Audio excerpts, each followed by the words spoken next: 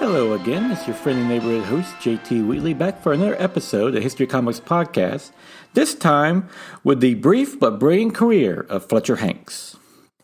The Golden Age of comic books was in many ways the Wild West of the medium, with numerous creators of all strips entering to add to this new entertainment.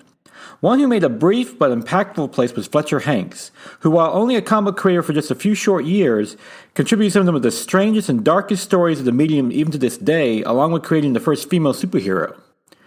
Most significantly, Fletcher Hanks did it all on his own, too.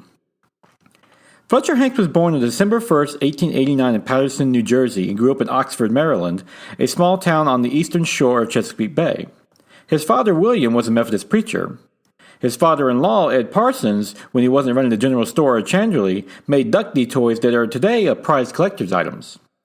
Growing up, Hanks loved drawing and baseball. His nickname growing up was Christy, after his baseball idol, Christy Matheson of the New York Giants, who, ironically, Matheson was reportedly the model of clean living, something Hanks was far from, as he was a delinquent from a young age. In 1910, at the age of 23, Fletcher Hanks' mother paid for $1 a lesson enrollment in cartooning correspondence school. He would enroll in the W.L. Evans School, paying $25 for 20 lessons, which during its 30-odd years in businesses would have other such notable graduates like Hank Ketchum, the creator of Dennis the Menace, E.C. Seeger, the creator of Popeye, and Chester Gould, the creator of Dick Tracy. Of note, Hanks' eventual comic book style would most resemble Gould's. The point of the school was to mail assignments to students who completed them and then returned them to the school. W.L. Evans school instructors would then study these drawings, and after having comments written on how to improve their work, i.e. head too big, make the hat smaller, and so forth, and they would then be mailed back to the students for further study.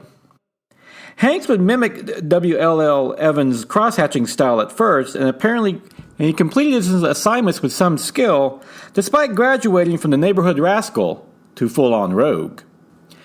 Fletcher Hanks would eventually marry in 1912 and have 4 children, William, Fletcher Jr., Alma, and Douglas, but would not be the ideal husband or father. His wife, Margaret, would blame him for being spoiled by his mother. To make money, Hanks would paint murals for wealthy patrons in Westchester, New York, but would spend his earnings on booze, and once even a whole barrel of whiskey, which Hanks and his friends rolled into the woods for a drunken weekend of bender. However, the antics of that weekend got so bad that one of Hanks' friends died in a drunken wrestling match from a broken neck, with Hanks reportedly playing the role of an ineffectual referee. Amazingly, no one got in trouble for the death, with Fletcher Hanks' own son, Fletcher Jr., stating the town they lived in at the time was just so rough and tumble that things like that were just written off. At this point, Hanks was an abusive alcoholic, once even kicking his 4-year-old son down the stairs, with Fletcher Jr. forced to become the breadwinner of the family, earning money repairing fishing nets and selling vegetables, while squirreling away whatever he could saved in a hidden piggy bank. Sadly, it wasn't hidden well enough, as one day in 1930, Fletcher Jr. discovered it emptied out as his father had abandoned the family, stealing his own son's money on his way out. When Fletcher Jr. complained to his mother, Margaret, all she said was it was a small price to pay to finally be rid of him. In 1939, Fletcher Hanks resurfaced as a comic book artist, where he would use the numerous aliases of Barclay Flagg, Bob Jr., and Hank Christie, the last inspired by his nickname Christie. This was a common practice at the time, as many publishers actually encouraged their creators to do so, as it would make them appear that they had more artists on staff than they actually did. And comic book legends like Jack Kirby and Will Eisner also did the same.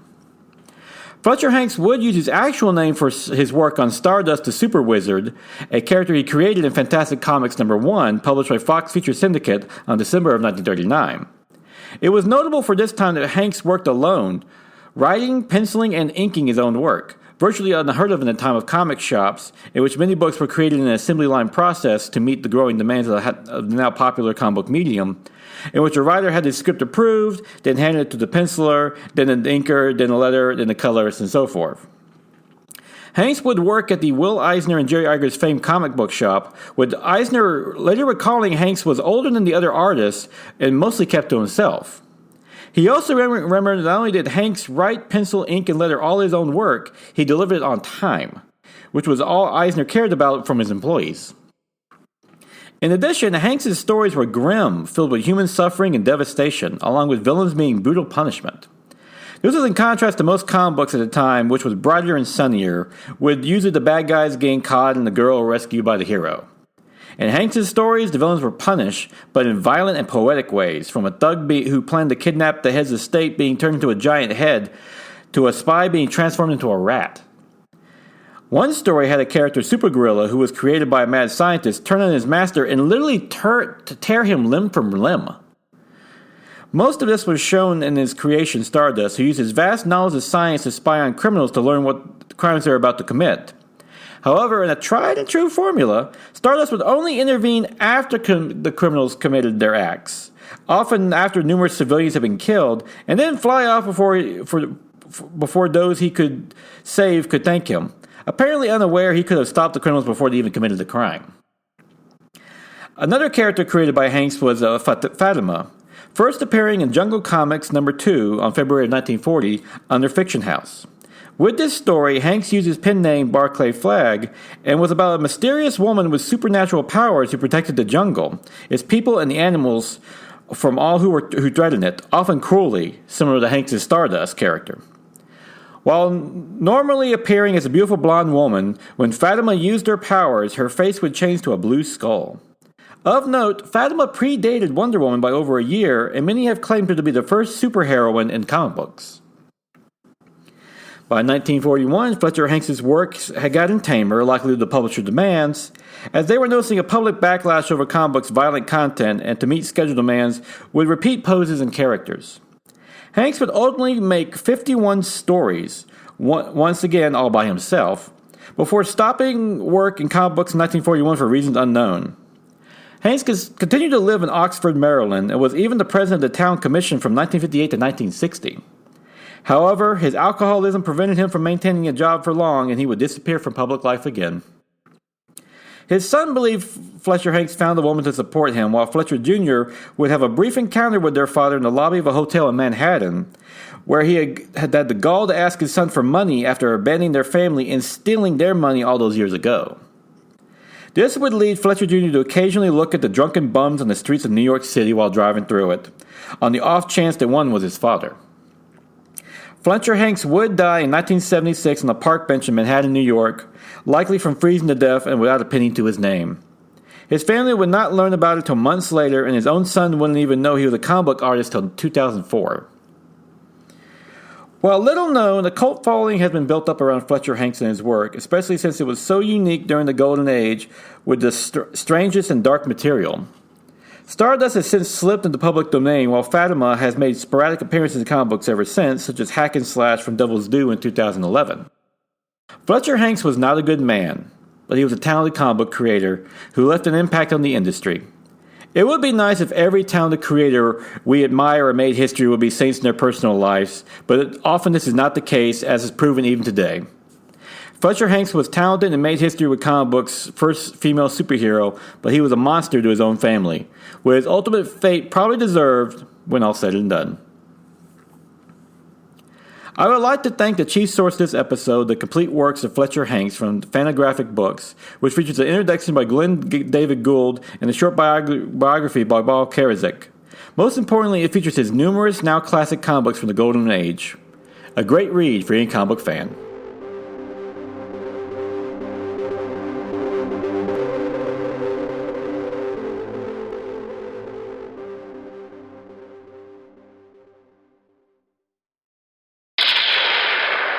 Positive than a New Day pancake.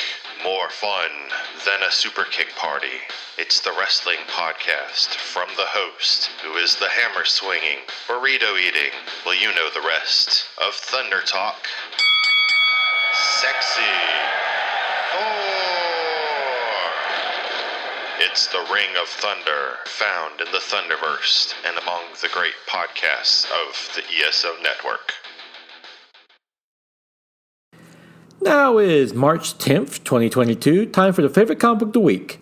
Punisher, #1 by Jason Aaron and Jesus Zaz, which finds the Punisher now the head of the Hand, specifically he's the new High Slayer, working with them to help bring on his own form of vicious justice.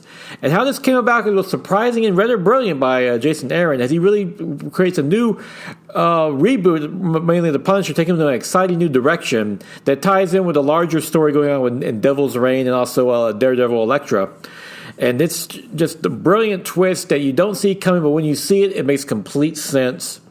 And it's masked perfectly by Jesus Zaz's gorgeous art, which has this nice, crisp, realistic look to it, which is perfect for how Punisher should look. It's brutal, especially with the action, as you see him taking out a bunch of hand ninjas, and how he starts meting out his justice. This is a Punisher like you've never seen, and I can't wait to see where this goes, because, like I said, that twist where it explains why the Punisher now works for the Hand, it is brilliant. So definitely worth checking out. It's easily one of the most exciting additions to the Punisher in quite some time. Can't wait to see where this goes. And I also like to throw in a little quick review of the recent the Batman movie, which I absolutely loved. I think it's the best live-action Batman film since The Dark Knight Rises. It might be my favorite Batman live-action film after the Dark Knight itself. It should be noted that my favorite all-time Batman movies are actually the animated ones. I specifically love Batman Mask of the Phantasm, which still remains my favorite all-time Batman movie. But the Batman is great. Robert Pattinson makes a fantastic Batman with a great direction by Matt Reeves. I especially like how this Batman is actually a detective in this one. You actually see him trying to solve the mystery of who the Riddler is, following the clues, see where it takes him. It's very cool. Yeah, it's like, oh, wow, Batman's a detective. Great style to it, and yes, it's nearly 3 hours long, but you don't feel it because it's just exciting from beginning. You never know, no, I can't leave this. It's just so good. It's up there with the Endgame with how good it is, despite being its length. So yeah, definitely worth checking out. Exciting new direction of Batman. Yes, the sparkly vampire makes a great Batman, but Robert Pattinson, he's actually a pretty good actor, so definitely worth checking out. So yes. And that's all we have for this week. That was the brief but brilliant career of Fletcher Hanks. Join me again next week when we have another edition of History Comics Podcast. And until then, go out and enjoy yourself with the comic book.